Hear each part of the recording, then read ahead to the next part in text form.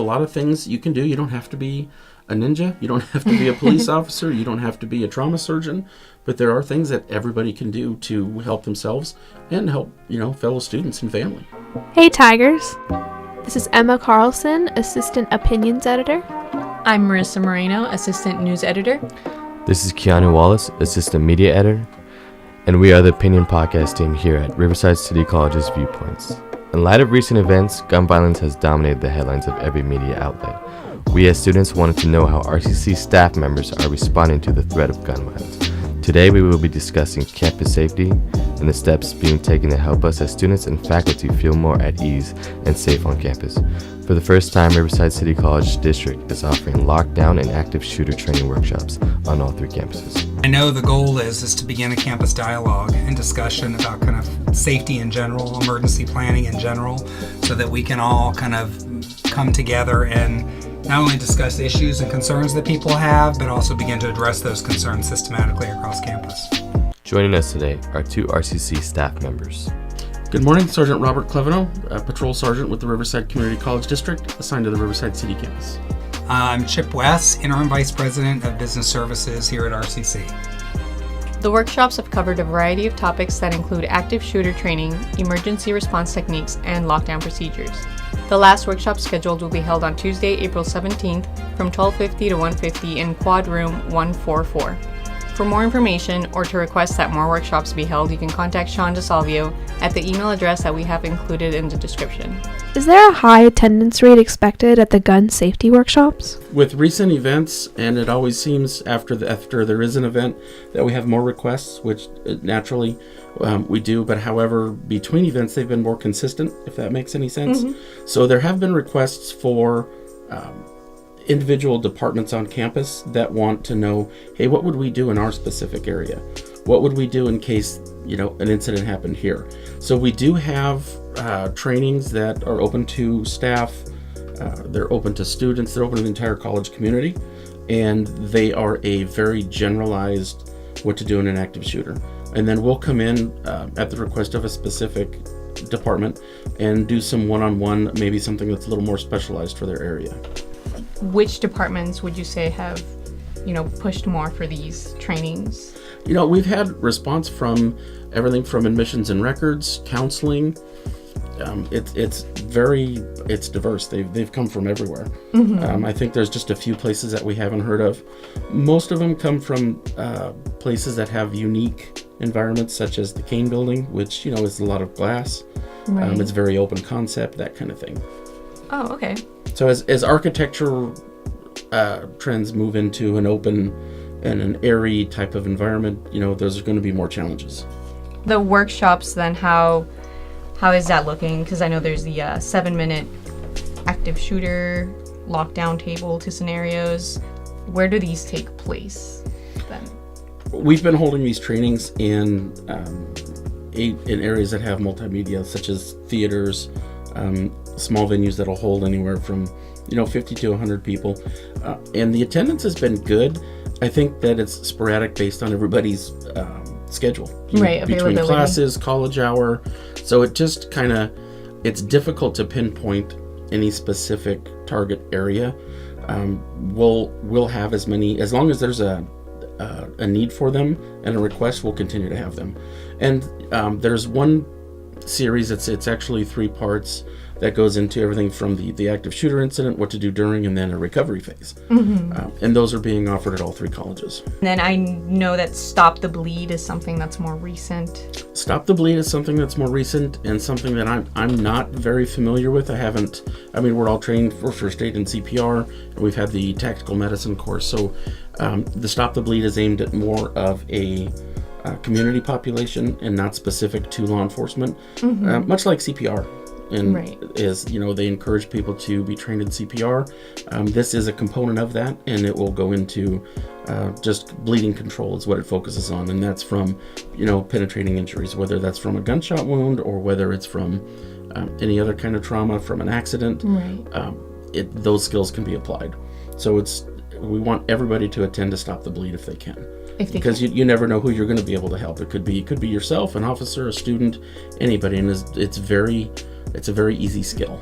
those first few steps are going to be critical in the beginning, before law enforcement gets there. Even after law enforcement gets there, there's going to be some time where EMS is going to need to get in, and they're training now to where, you know, EMS is coming in directly behind law enforcement, but it may not be the case that time. All of these skills transfer over to, you know, if you're camping, if you're on an outing with your family. Right, and someone gets injured. Somebody's injured. These are all skills that can be used anywhere, not just in a college setting. See, these are great skills to have for your college setting, but there are a lot of incidents that happen that are outside of the college, you know, malls, movie theaters. Take what you've learned here and you can apply it in any situation that you're in. Instinctual skills can save your life if you know how to act on them.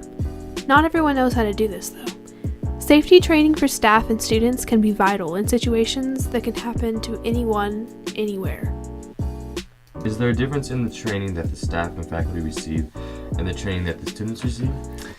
Currently, right now, in terms of systematic training across campus, there really hasn't been a whole lot. I've only been here at RCC for about a year, and so there's not been a lot of safety and or emergency preparation training that's been done. It's a major component of our strategic plan that we implemented, or that we announced in November this past year. Safety is a big piece, really, in three big areas. Resources, technology, equipment, safety materials, emergency resources, training, really focusing on the training side of it and getting a lot of workshops out. So you're starting to see more workshops that I think will be geared to faculty and staff and students. And then really policy formation, looking at policies in terms of access, what's our key policies, what's our lockdown procedures, what are those types of things that we have in emergency situations. So that was a big prong of our strategic plan that Business Services initiated in November, and we're right at the front end of implementing a lot of those campus-wide. Although faculty have been given the responsibility of receiving training, the training for students cannot be ignored. RCC should focus on how both students and faculty can work together to improve campus safety. Only together we can make our campus a safer place. What is the main thing that students need to be doing? Because staff are going to be kind of like in charge, right? Kind of trying to guide traffic a little bit, but in the students' case, what would be the main thing that you need to be focused on then? During the onset of an event, there's a lot of different names for it. I'm using because it's very generalized, you see it in most of the elementary schools and applied to a lot of these events where we've had shootings, and it's the run, hide, fight technique. So if you're available to and you can do it and safely, run. That's the first thing. Get out of the area. Don't make yourself a target. Get out of there as fast as you can. That's the run portion of run, fight, hide. If you cannot get out, and you can hide, that's your second best option.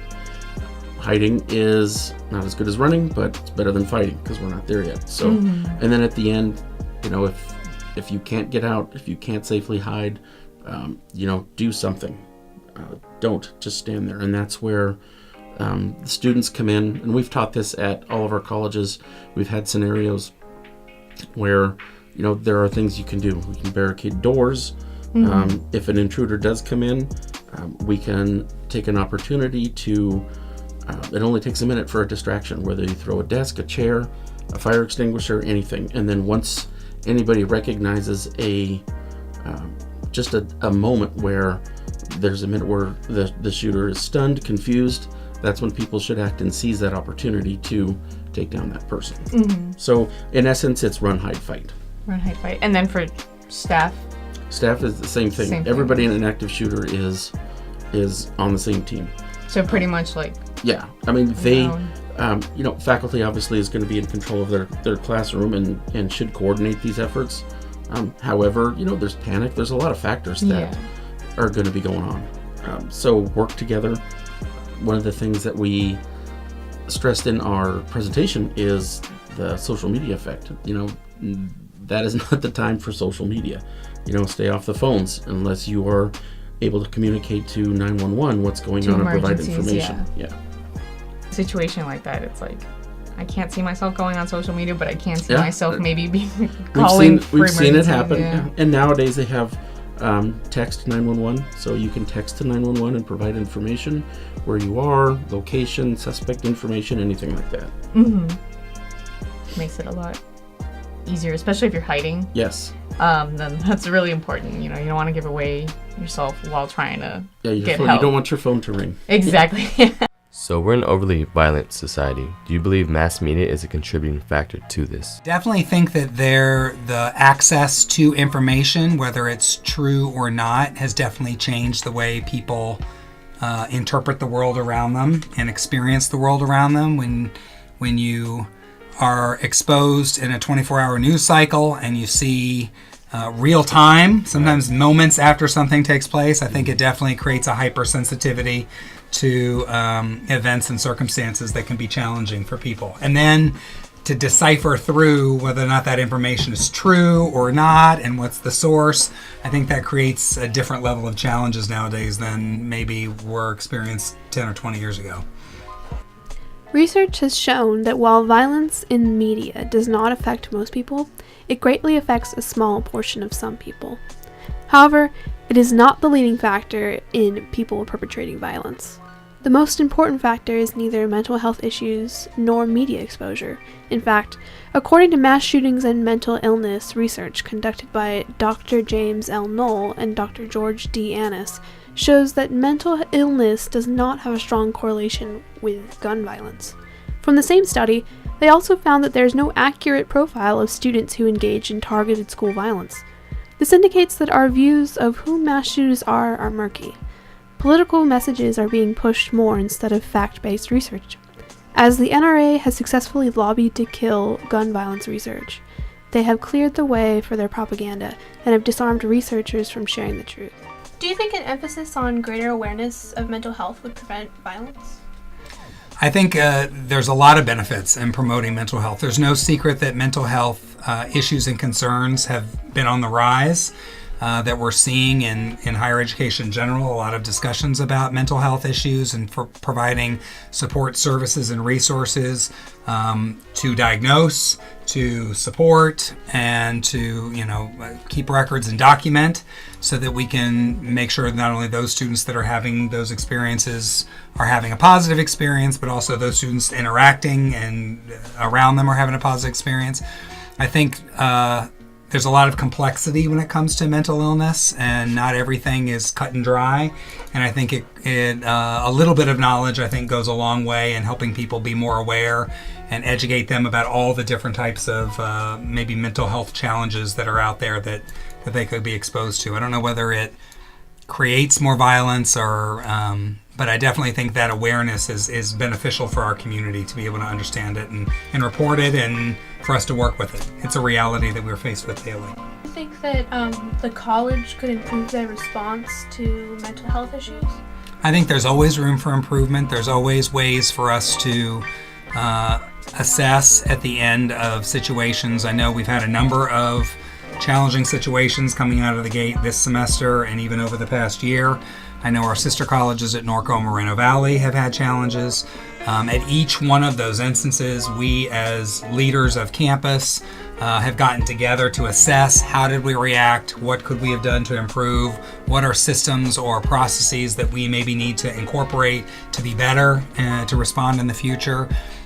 We do a kind of assessment at each one of those, and we've learned from every one. None have been perfect, and we also are actively looking at other institutions across the country. We're doing a lot of research. All of us have read a number of articles on responses to events, emergency events, on how do you respond, what's the level of response that you should have, is it what's too much, what's too little. I think we're taking those things very seriously as a community, and we're trying to get better. So have we been perfect? No, but I think there's a real desire on behalf of the district, and I know here at RCC, to improve and be better for our community, so we're better prepared going forward. As I said, with business services is a really big deal for us right now. It's an important component of our plan. Prior to my arrival here, the previous documents that have come out in terms of strategic planning for the departments did not really include a safety component. So I'm proud that we've laid out what I think is a strong plan for improving those resources, not just for active shooter or for mental health issues, but also for earthquake, for being better prepared for emergency situation. We've had those experiences here in this not so recent history of RCC, to be able to have emergency supplies and resources and water and food and training and first aid supplies, all of those AED machines. There's a lot of infrastructure that we've been lacking that we're really on pace right now and moving very quickly to try and solve. I think in terms of policy, as I said, we're really actively looking at every single safety security policy we have. We're looking at a policy on video cameras and surveillance. We're looking at policies on door locks and keys and who has those and what's our collection of those keys at the end, and how do we make sure those keys are collected and who has access to what space, and key cards. Where can we add key cards and formal lockdown procedures? All of that has been non-existent before. And I think where, those first two things take a lot of time, where you're seeing us come out of the gate a lot quicker is with the training pieces. So while you've seen an influx of discussions of training, that's always been our, on our to-do list. I think by fall, you're going to see between 10 or 15 workshops a month on a variety of different topics for students, faculty, staff, anyone to attend, to talk about both personal safety, how to prepare your home for this, that, and the other, as well as what it means to be a community member on this campus, and preparing them with CPR and training and first aid, and what to do in the event of a situation. How do you report it? How do you know? I think you're going to see a lot of those things coming out. So we're right there, we're right there of making change, and I'm hoping that a year from now, after a really broad discussion within our community, that we're going to be a lot better prepared, and be able to serve our campus much better. One of the most important things you can do to protect yourself is to have an awareness of where you are. Be able to find an escape route if necessary. Don't leave things to chance. It's not an easy thing to think about, but it can save your life. This is some advice from surviving from Sergeant Kleveno before and during an emergency situation. I don't know where I picked it up, but one of my favorite sayings is chance favors the prepared mind. And when I say the prepared mind, and this is something that I tell my wife who teaches in an elementary school and my children who attend a university and high schools, be prepared. Have a plan. Attend the trainings. Know what you're going to do. Know what your options are. Take the Control the Bleed class. I mean, anybody can use anything. A t-shirt to stop bleeding, a belt for a tourniquet. The more tools you have, the better off you're going to be, and the better prepared you're going to be. Just have some sort of plan. Think about what am I going to do if, and cops are great at what if scenarios, because that's what we think about all the time. This is what we're going to do if this happens. I would think that that's something that I would like to see people adopt. It's just a reality nowadays. When I go to the movies or when I check into a hotel, I look at escape routes. Okay, I'm sitting here, and I know if there's an emergency, and it doesn't have to be an active shooter. It could be a fire. It could be just an evacuation. Hey, I know that I'm 4 seats to the left of the stairwell. I'm going to go 30 steps down, and I'm going to turn left. So if I can't see, I know when I get to the end of the steps, I'm going to turn left. Or if you stay in a hotel room, know where the exits are. Just a little bit of pre-planning, and that carries over to the classroom as well. Just think about it. What would I do if somebody came into the room with a weapon? Doesn't necessarily have to be a firearm either. What would I do if I'm studying in the quad and I hear gunshots? Be prepared. Run those scenarios through your head. And the other thing, as I would say, is everybody has that little voice, and we tend to dismiss that a lot. Don't dismiss it. A lot of times after an active shooter event, we've heard interviews of people saying, well, I thought it was a car backfiring. I thought somebody slammed a door. If you hear what sounds like to be gunshots, don't wait. If you think that something's going on, listen to that inner voice. We all have that feeling. Make sure that you act on it, and just don't dismiss it. It's better to act on it and have been nothing than to not act on it and it be an issue. Just as we as individuals prioritize our safety, as a college community, it is our responsibility to be as prepared as we possibly can. So speak up if you see or hear something that doesn't feel right. Report anything and everything, because you could be preventing a potentially threatening situation. Again, if you would like more information on safety protocols and training, feel free to contact Disalvio, Interim College Safety and Emergency Planning Coordinator. A special thanks to Sergeant Kleveno and Chip West. Also, a special thank you to LAKEY Inspired for providing the music in this podcast. If you like the music, you can find this information in the description. This episode is brought to you by the Opinions Podcast here at RCC. Thank you for tuning in. Until next time.